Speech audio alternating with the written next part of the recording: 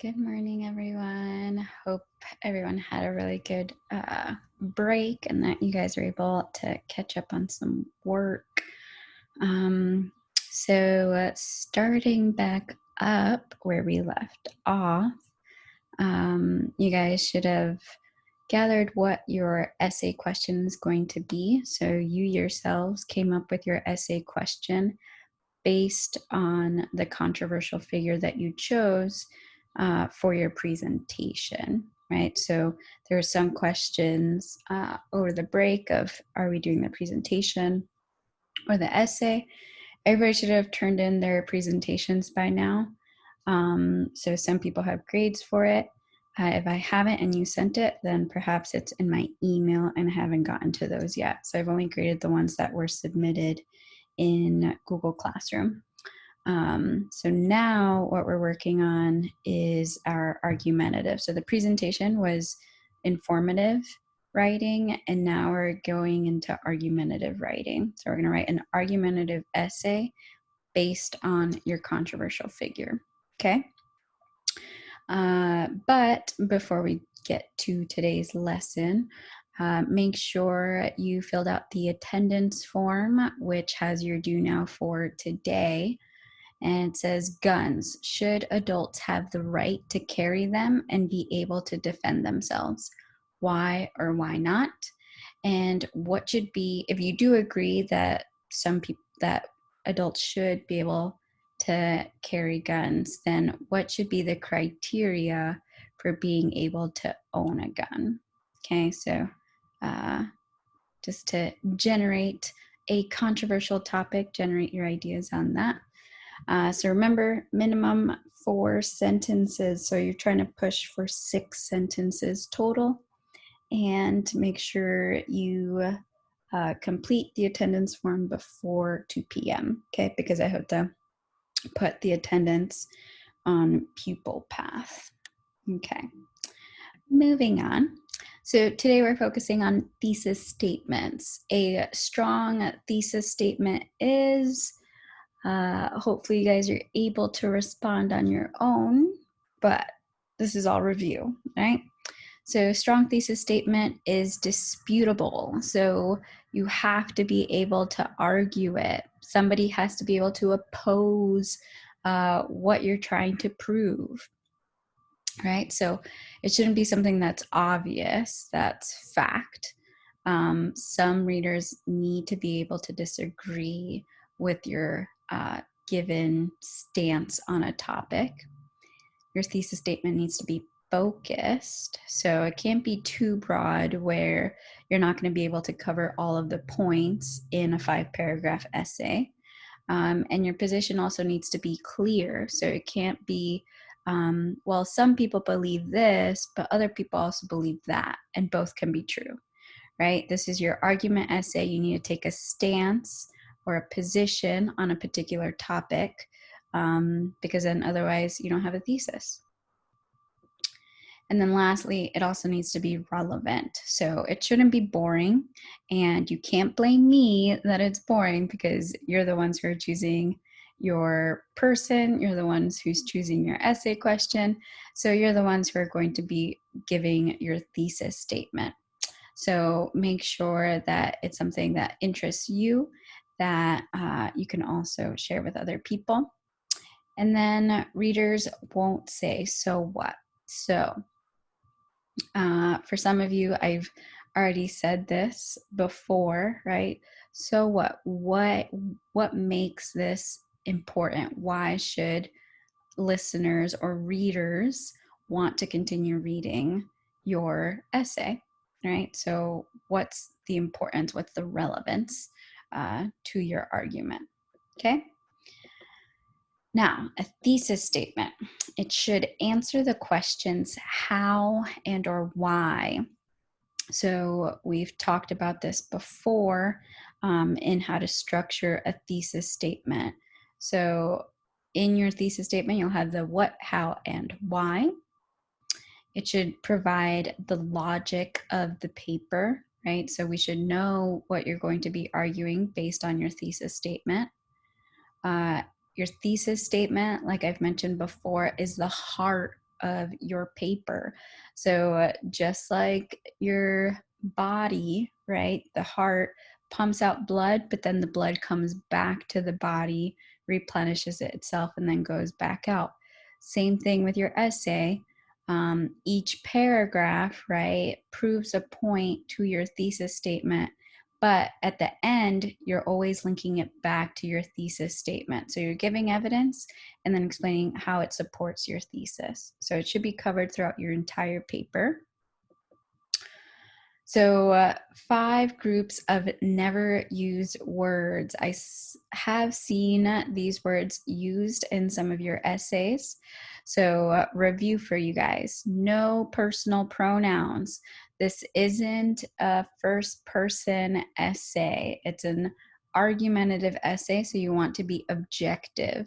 So no, I believe this is true because, or I think. So don't use I, no you, no we, no me, myself, right? So no personal pronouns. You can say, one might think this, however, right? So we said whenever you want to use I, try and input one, or better yet, don't use any personal pronouns at all because it should be able to work without it. Any uncertainty qualifiers. So might, maybe, perhaps, right? So try to avoid these because this is weakening your argument, right? So maybe this could be right. No, you want to show your audience that you've done your research and you know what you're talking about. So you want to write with certainty, not uncertainty. Don't use extremisms. So everything, all, none, always, never, right? When you say, oh, everybody knows this, well, somebody might argue not everybody might know that particular information, right? Always, that's a big extreme. So if you start using those words, again, your readers might not take you seriously because they know that can't be true.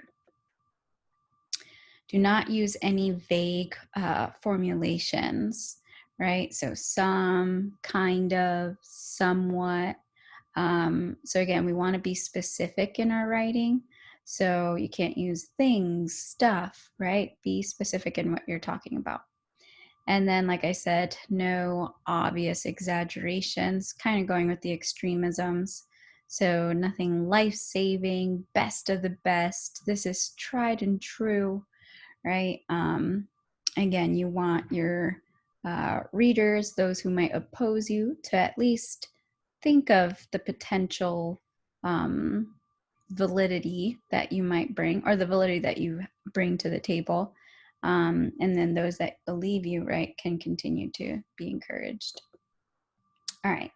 So these are different thesis examples. So this is a weak statement. Nursing as a demanding profession, right? Or is a demanding profession. I apologize. So a stronger way of declaring your topic, right, is nursing requires not only substantial education, but also perfect self-discipline and enhanced professional ethics, right? So now you're not just saying, yeah, nursing is a demanding profession in terms of it takes a lot out of you, but now we're actually giving reasons in your thesis that you can prove. So for your first paragraph, body paragraph, you might want to talk about the education that a nurse needs to go through, right? Then your second body paragraph, you can talk about the self-discipline involved, the routines that need to be set in place, and also their professional ethics. So now we know in your body paragraphs what you're going to be talking about. So that would be a declaration of topic.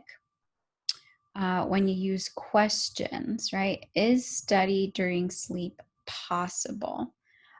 We know this is not a thesis statement. So, in response to that, the recent studies have revealed that people can learn during sleep and subconsciously modify their behavior after they wake up. So, here, right, you're not forming it into a question. Once again, it's a declarative statement. So, the studies you can provide in your body paragraphs. And then also, we know throughout your body paragraphs, you're going to be talking about how do the studies support uh, someone learning while they're sleeping subconsciously, right? And then how it can change their behavior. So those are the two body paragraphs right there. Obviously, we have Captain Obvious. So it says, recent research shows that the unpredictable way in which the useful emails arrive can make checking for them addictive. Um, Obviously, right? That the unpredictable way in which the useful emails arrive can make checking for them addictive.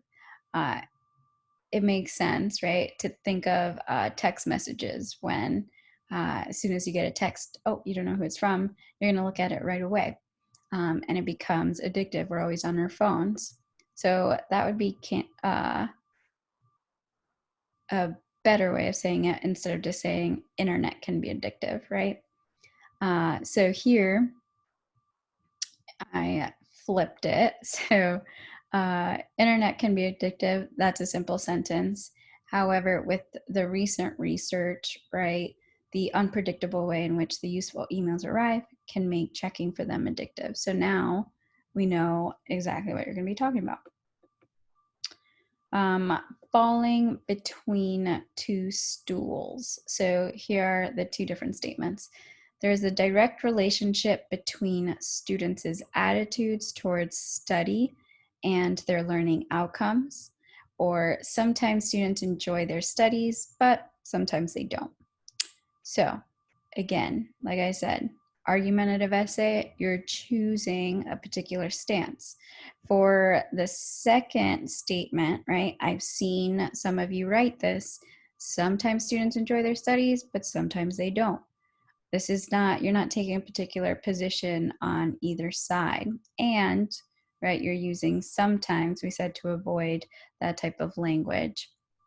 So if we look at the first one, there's a direct relationship between students' attitudes towards study and their learning outcomes, right? So now you see, okay, they're comparing two things because it's a relationship.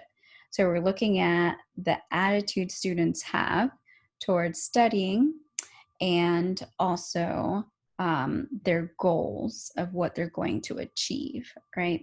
So that's something specific that we can look at throughout your essay. All right. Another mistake some people make are making vows, right? So I'm going to write about the movie Titanic. I've seen some of you guys do this too, where it says, this essay is going to argue this, right? So you're making a vow of what you're going to prove. However, we've said, right, avoid personal pronouns. So we're not going to include I there. So the second sentence says the 1997 movie Titanic was a huge success. Owing to the talents of the leading actors, the film director, and the original genre of the epic romantic disaster movie. Okay, so now we know, okay, and you're not just going to write about Titanic, we know, but you're going to be talking about what made it such a huge success back then, right? So no need to make vows in your thesis. Ambiguity overload, when something is really ambiguous. So looking at these two sentences, the study reveals that sleep deprivation can lead to difficulties concentrating and weight problems in adolescents age 10 through 14. Then you look at the second sentence, sleep deprivation can have some negative effects on people. All right, like we said, avoid using some we want to be specific here.